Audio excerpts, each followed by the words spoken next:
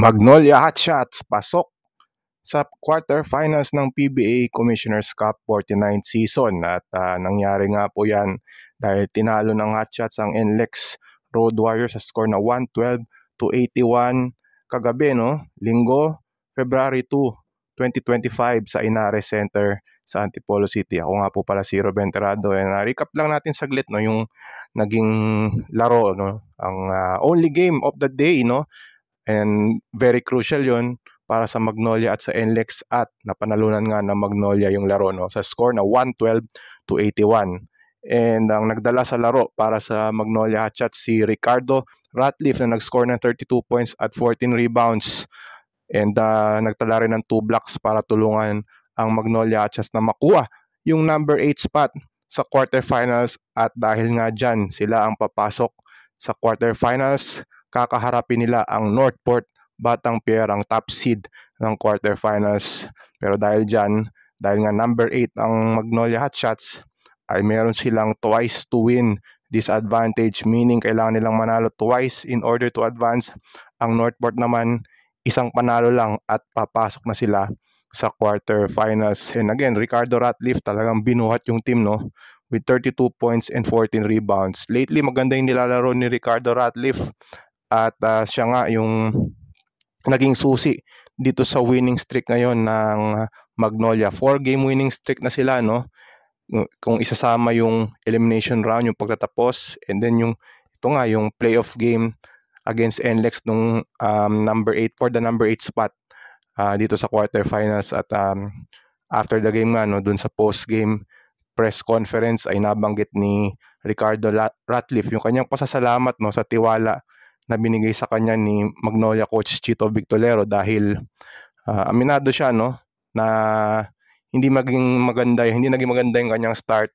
In fact, alam niya na may mga bulong-bulungan, may mga usap-usapan online, and yung usap-usapan ng mga fans ay dapat na nga bang palitan si Ricardo Ratliff dahil nga doon sa masamang start ng Magnolia. Pero ang sabi ni Ricardo Ratliff ay binigyan siya ng assurance ni Coach Chito Victolero na hindi siya papalitan, at they will go with him for the entire conference. At nagbunga nga yung so far yung tiwala na binigay ng Magnolia para kay Ricardo Ratliff. Sunod-sunod na maganda yung performance ni Ricardo Ratliff actually dito sa elimination round, and even nga dun sa number 8 seed, talagang parang bumalik yung dating Ricardo Ratliff na nakasanayan ng mga Magnolia fans, Nagtala rin si Xavier Lucero ng 14 points and 6 rebounds, and then si Rom De La Rosa and Ian Sangalang with 13 points each.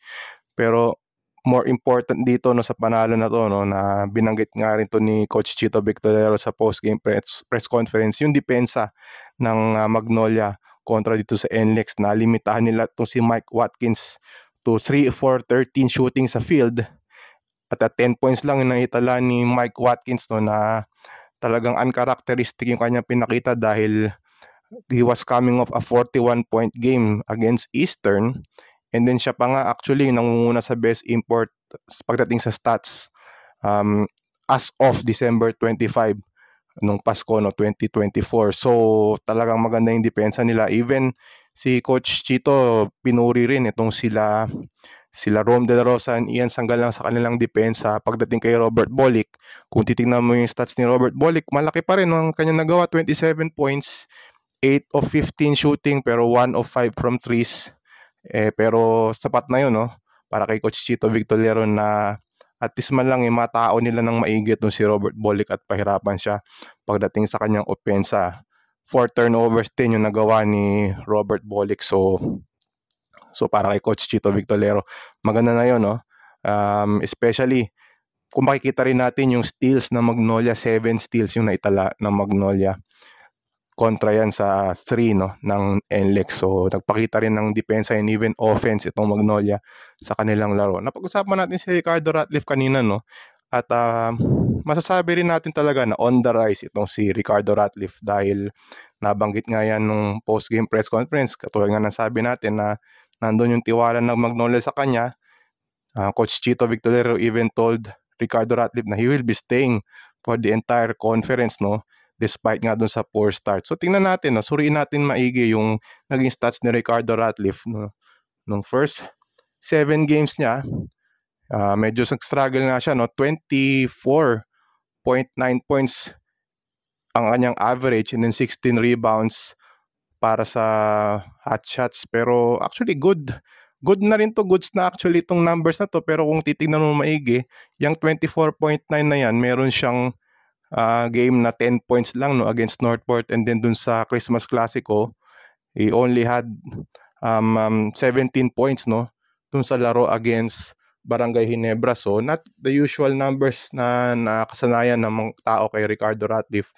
And because of that, 2-5 ang kanilang record dun sa first 7 games. And usually pag ganitong nangyayari, no, sa PBA, usually kahit maganda yung numero mo, and especially kung makascore ka lang ng 10 points sa isang game, usually yan papalitan na yan ng kanyang koponan. Pero yun nga, katulad nga ng sabi ni Ricardo, yung Magnolia stuck with him at nag-pay off naman, no, kasi nabanggit nga rin ni Ricardo Ratliff and even Coach Chito Victorero in prior games na nagkaroon ng injury itong si Ricardo Ratliff. Nagkaroon siya ng shoulder injury, pero nung holiday break, nagkaroon ng pagkakataon si Ricardo Ratliff na makarecover.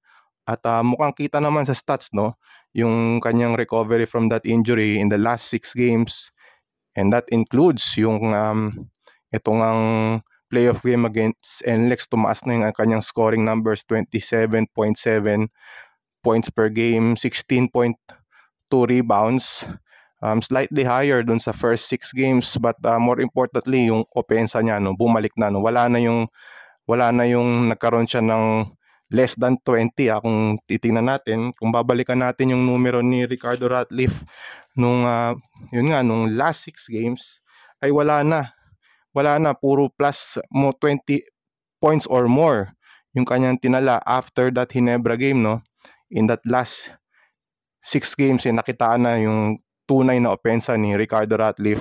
Ang scoring lang niya, pinakamababa was 22 against Phoenix. So kita natin na umakyat talaga yung laro ni Ricardo Ratliff based nga dun sa statistics, no. So again, Magnolia taking the number 8 spot, at ang NLEX, despite their last push, yung final push nila, ay hindi pa rin naging sapat.